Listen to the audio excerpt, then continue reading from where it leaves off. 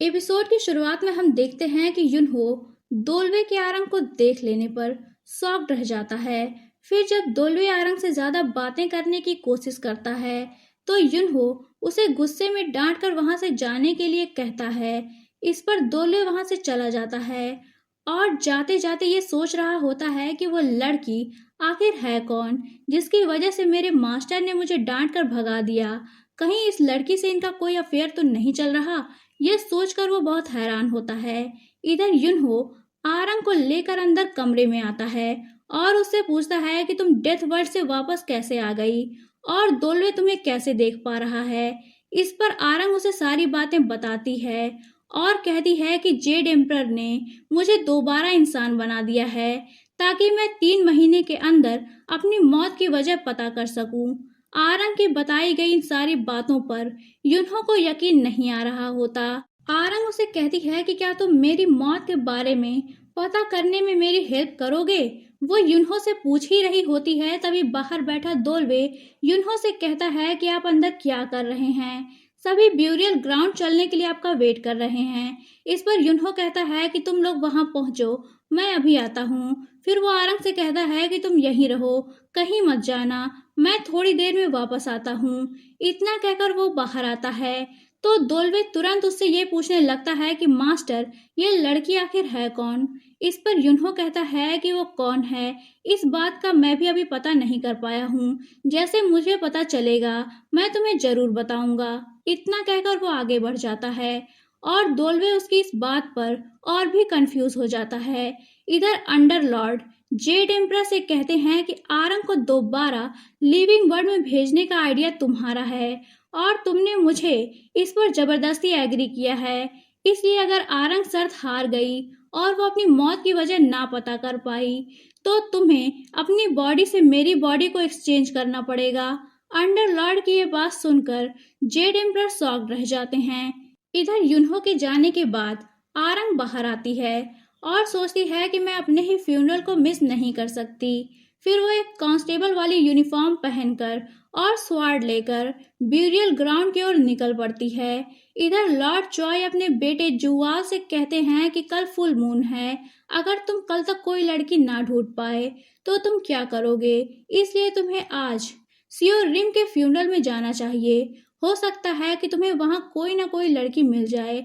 अपने फादर की इस बात को सुनकर जुआल को फिर से गुस्सा आता है और वो वहां से चला जाता है। फिर वो अपने माइंड को थोड़ा फ्रेश करने के लिए घर से बाहर थोड़ा वॉक पर निकल पड़ता है। इधर आरंग भी ब्यूरियल ग्राउंड की ओर जा रही होती है तभी रास्ते में वो जुआल से टकरा जाती है।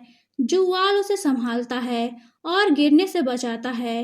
तभी उसकी नजर अपने हाथ में पहने रिंग पर जाती है जो कि आरंग के टच में आते ही चमकने लग गई होती है। ये देखकर जुआल हैरान हो जाता है। तभी आरंग उसे पूछती है कि क्या तुम सियोर रिम के फ्यूनरल में जा रहे हो, क्या मुझे भी तुम ब्यूरियल ग्राउंड का एड्रेस बता सकते हो। उसके इन सारे सवालों का जुआल कोई जवाब नहीं देता और उसे हैरानी से देखे जा रहा होता है। इस पर आरंग कहती है कि तुम्हें नहीं पता तो कोई बात नहीं। इतना कहकर वो आगे बढ़ जाती है और फिर वो ब्यूरियल ग्राउंड तक पहुंच जाती है। जुआल भी उसका पीछा करता है। इधर युनहो ब्यूरियल ग्राउंड पर खड़ा आरंग की कही गई बातों को सोच रहा होता है। तभी वो आरंग को आते हुए देखता है। आरंग तीनों ऑफिसर्स के पास जाकर खड़ी होकर अपनी डेड बॉडी को दफन होते देखने लगती है। तभी तीनों ऑफिसर्स कहते हैं कि तुम कौन हो, तुम तो नए लग रहे हो पर हमने कोई नया कांस्टेबल अपॉइंट नहीं किया है। इस पर आरंग उनसे कुछ कहती तभी उसकी नजर केयर टेकर लेडी पर पड़ती है और वो सोचती है कि अगर इन्होंने मुझे देख लिया तो ये जरूर मुझे पहचान जाएंगी। इस पर वो वहां से भागने लगती है। तीनों ऑफिसर्स उसे पकड़ने के लिए उसके पीछे जाते हैं। युनहो सब कुछ देख रहा होता है, वो भी उनके पीछे जाता है। जुआल जो कि आरंग का पहले से ही पीछा कर रहा होता है वो भी उसके पीछे जाता है। आरंग भाग रही होती है। भागते भागते वो एक दीवार के पास पहुंचती है।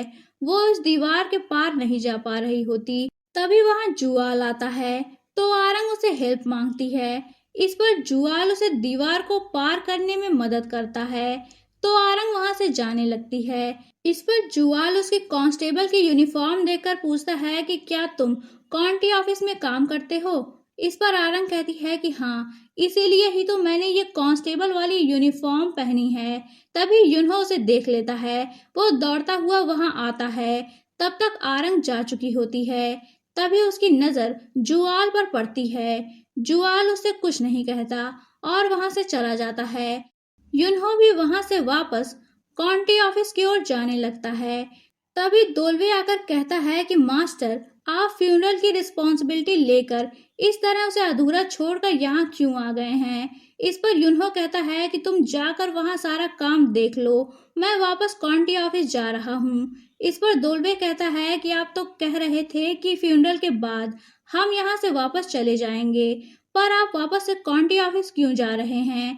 कहीं इसकी वजह वो लड़की तो नहीं। इस पर युनहो कहता है कि नहीं, ऐसी कोई बात नहीं है, तुम जाकर ब्यूरियल ग्राउंड का काम देख लो। जब सारा काम खत्म हो जाए तो काउंटी ऑफिस वापस आ जाना। इतना कहकर युनहो भागता हुआ काउंटी ऑफिस की ओर निकल पड़ता है और दोलवे उसे हैरानी से देखता रह जाता है। युनहो भागता हुआ अपने रूम के अंदर आता है तो देखता है कि आरंग उसी हालत में वहां बैठी है जिस हालत में वो उसे वहां छोड़कर गया था।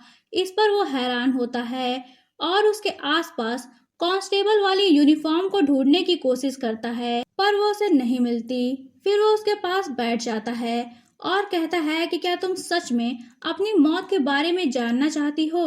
तो आरंग कहती है कि हाँ बिल्कुल। युनहो कहता है कि तो फिर तुम सबसे पहले मुझे वो हेयर पिन दो। इस पर आरंग कहती है कि वो हेयर पिन वो तो मैं डेथ वर्ल्ड में ही छोड़ आई हूँ। ये बात सुनकर युनहो शॉक्ड हो जाता है। यहीं ये पार्ट एंड होता है। तो दोस्तों, अगर आप जानना चाहते हैं कि कहानी में आगे क्या हुआ तो बने रहिए मेरे साथ। और अगर आपने अभी तक चैनल को सब्सक्राइब नहीं किया है तो चैनल को सब्सक्राइब करके बेल आइकन पर क्लिक कर लीजिए ताकि आपको हमारे आने वाली वीडियोस की इंस्टेंट नोटिफिकेशंस मिलती रहे। तो मिलते हैं नेक्स्ट वीडियो में। तब तक के लिए take care and good bye.